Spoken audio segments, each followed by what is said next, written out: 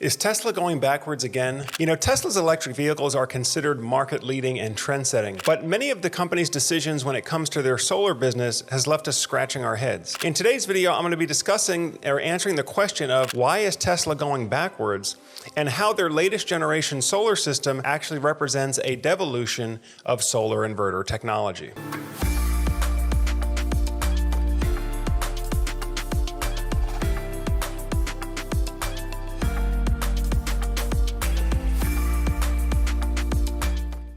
Now, for those of you who have been following the channel for a while, you know that Tesla has had sort of a love-hate relationship with its solar installers in the past. You know, one of the reasons is because Tesla is one of the few companies that directly competes with its installation partners, meaning that there are several companies across the country that are signed up to be Tesla authorized Powerwall resellers or installers, where consumers can also just go directly to Tesla's website and in many cases get a competing quote to have Tesla install the batteries for them directly. And of course, oftentimes the price quotes that Tesla is quoting directly are lower than what one of their third-party installation partners can quote, in which case it kind of puts the installer in a position where they are competing against Tesla directly for that business. But some of the other criticism that Tesla Energy has received has revolved around poor customer service, or how it's very difficult to get a hold of somebody on the phone to receive a project update, or if they need service after the install to get technical support or get service back out to the property. There have been a number of reports of Tesla's poor response time in the area of customer service and communication. Tesla also has moved recently from what I would consider a more open architecture system with its second generation Powerwall 2, which could integrate with other inverter systems like Solar Edge or Enphase, for example, to now a completely closed system where if you're going to have a Tesla solar system, you're going to have Tesla solar, Tesla's inverter, Tesla's battery, everything running on Tesla's software platform. And I think for a long time, there's also been this trade-off between having the cheapest price solar, which Elon Musk has publicly stated many times that he wants to have the cheapest price solar, the most affordable solar, and using the most advanced technology. And when I look at the most recent evolution of Tesla's solar system centered around the Tesla Powerwall 3 battery, I'm kind of scratching my head as to why we took a step back in terms of best of breed technology. Now, every solar power system that hooks up to our home's electric system or hooks up to the electric grid has to have an inverter somewhere in the system. And the inverter's job is to convert the direct current, the DC electricity that natively comes off of solar panels and off of batteries, into alternating current, which is what our homes are wired for and what the electric grid is wired for. So in order for usable electricity to come off of a solar power system, you have to have an inverter as part of that system. Now, back in the day, we used to use what are called string inverters. And the reason they're called string inverters is because we would typically series connect multiple solar panels together in what we call a string. So let's say you had 8, 10, or 12 solar panels series connected together.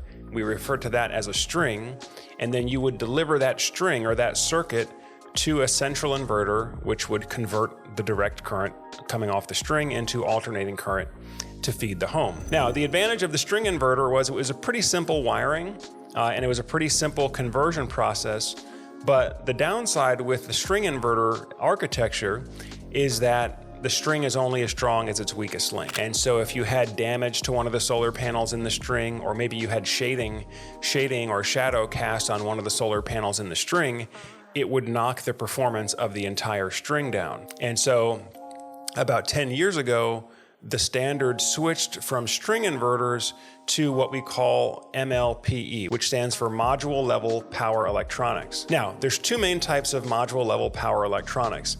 You have DC optimizers, which keeps the electricity in DC format, but allows for it to leapfrog over underperforming solar modules in a string. Or you had microinverters, where you basically would do a DC to AC conversion on each solar panel and then connect each solar panel to a trunking system to where each panel was basically operating independent of the other. Now, this approach had a couple of advantages. First, you didn't really have a central point of failure in terms of performance, right? If one solar panel went bad, it was not going to affect the entire system or the entire string. So you have a overall more redundant system. Another advantage was that you could now have module level monitoring. Since each module level power electronic device had a unique serial number, and you could build a mapping of those devices on your solar software, basically it allowed the installer and the homeowner to pull up on an app and be able to not only see overall system performance, but to be able to track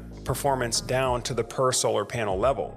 A lot of homeowners and installers really like this because let's say you're an installer, if there was a malfunction, you could pinpoint exactly which solar panel was bad, where the malfunction went. Whereas with an old string inverter-based system, if you lost production on the string, you don't necessarily know where the problem was. So you'd have to take up every solar panel in the string, check every connection, and it just made for a more labor-intensive, more time-intensive service process. So there's many advantages to module-level power electronics, both on the performance side and on the monitoring and service side. But with the recent introduction of the Tesla Powerwall 3 and their home solar system built around the Powerwall 3, Tesla is actually going back to the old string inverter architecture. Now, I understand some of the benefits of the string inverter are that it's overall lower cost and it's faster and cleaner to install, right? There are less individual components that have to be connected to make up the system. But for the past 10 years, the industry had pretty much already moved on from that and said, no, module level power electronics give us the visibility and give us the performance benefits that we want. We don't necessarily need to go back to a string inverter.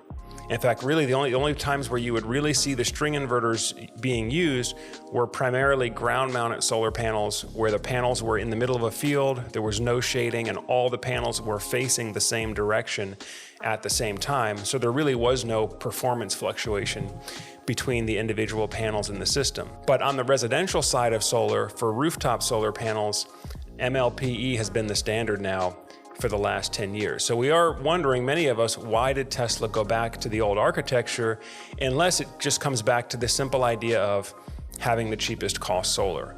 And so again, I think we've seen when Tesla's had to choose between having the cheaper cost solar versus having the most advanced technology, they are favoring just going with whatever the cheapest cost option is. Now, there's several potential risks and deficiencies with that integrated string inverter battery-based architecture. The first is that now you have a single central point of failure for all of your solar and all of your storage, which means if a Powerwall 3 unit goes bad, you could potentially lose all of your solar production, thereby losing any net metering benefit or any benefit to offset your electric bill, and you could be losing your battery backup as well, since the inverter and the battery storage are integrated into a single appliance there. So I think this is probably the worst we've seen in terms of having a single central point of failure that can take out your solar production and your emergency backup power with a single equipment failure. But the other issue is Tesla has not incorporated other components on their home solar system that a number of the other leading manufacturers have. For example, intelligent load control. Now, one of the things I've mentioned in the past is that I actually think Tesla should have acquired Span Smart Panel so that they could have had some sort of intelligent monitoring and intelligent load control as part of their solar platform. Now, when you're running on a solar and battery backup system, particularly if you're running in an emergency power mode, in a grid down mode, oftentimes you don't want to run everything in the house simultaneously. If you're trying to conserve battery power to last through an extended outage, there are certain high draw but low priority items in your house that you can probably do without. Think things like electric ovens, electric water heaters, maybe your electric clothes dryer. Now, these are all nice to have items, but they're not necessarily things that you want running and drawing off your battery if you're in an emergency backup power mode. And so intelligent load management systems would allow you to prioritize, or in some cases program, for those devices to be automatically powered off so you can stretch your battery runtime for those most critical items in the house. The other missing piece here is the generator support. And so this is especially important for those of you who are fully off-grid or you're preparing to survive a prolonged grid down event. I always recommend having a generator hookup option in addition to your solar batteries. That way, if you hit a patch of inclement weather where the batteries are draining down, maybe the solar panels are not able to recharge fast enough because there's just not enough sunlight hitting the solar panels. Well, it's great to have an option to fire up a fuel burning generator. Just let the generator run for a few hours so you can bring your batteries back full, and then you can go back to running off of solar and battery power. So it gives you an extra level of redundancy, and it really allows you to stretch your battery runtime and also stretch your generator fuel supply during a blackout. And then the other issue is that it's now a completely closed system. Whereas with the previous generation, with the Tesla Powerwall 2 battery, you could pair that with any of the other leading brands of solar panels or solar inverters.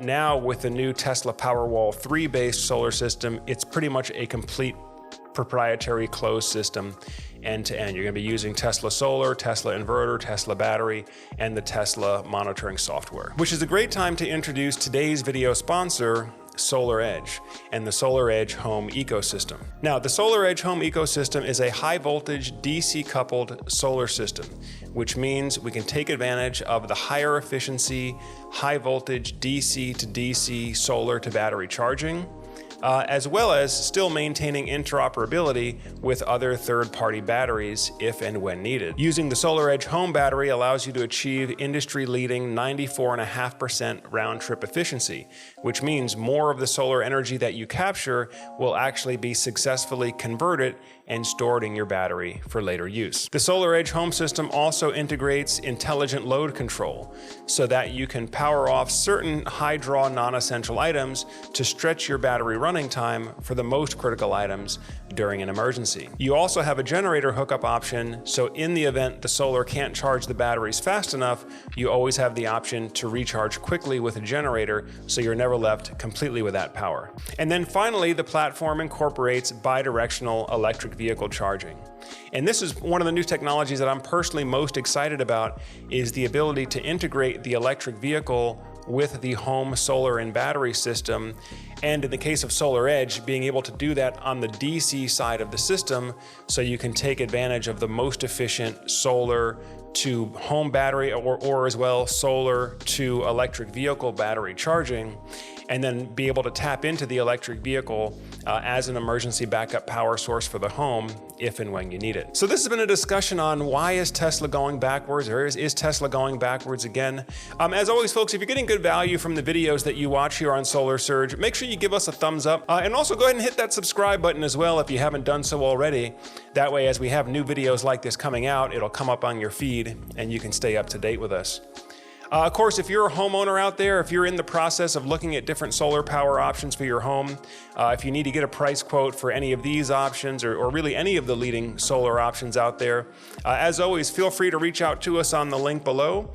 You can set up a call with a solar expert or just use our free online quote tool so you can see how much solar and storage costs in your area. Well, that pretty much does it for today's video. I thank you all for spending some more time with Solar Surge. And as always, I'm Joe Ordia here, encouraging you to get prepared and be empowered. Thanks for watching, and I'll see you on the next video.